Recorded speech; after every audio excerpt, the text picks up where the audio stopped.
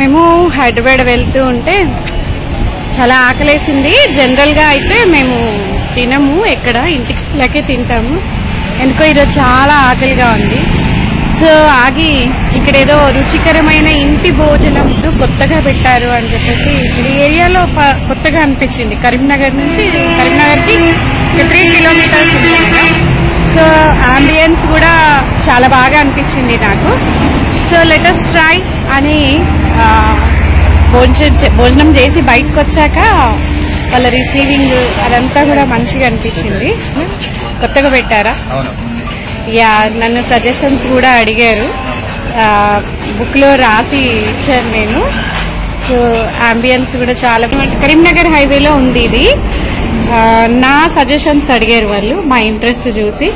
So నేనేం చెప్పానంటే అరిటాకులు కానీ స్టీల్ ప్లేట్స్ కానీ విస్తారాకులు కానీ అంటే కొత్తగా పెట్టామండి, అంటే మా ఇంట్రెస్ట్ చూసి కొంచెం సజెషన్స్ ఇవ్వండి అని అడిగారు. సో వై నాట్ అని చెప్పి మనం అయితే ఇచ్చాము.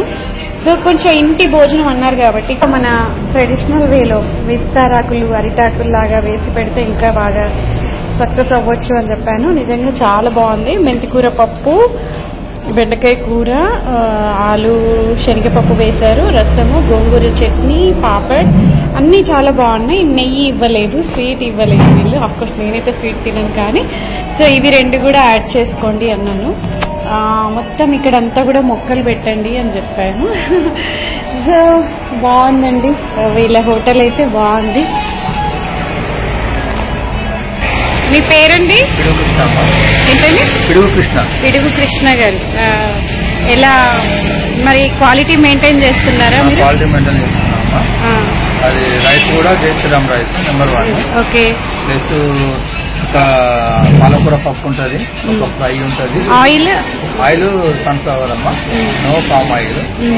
ప్లస్ ఒక ఫ్రై ఉంటుంది, ఒక పచ్చడి ఉంటుంది, అది టమాటా పచ్చడి ఉంటుంది, ఒక గోంగూర పచ్చడి ఉంటుంది, మామిడికాయ పచ్చడి, నిమ్మకాయ పచ్చడి ఉంటుంది.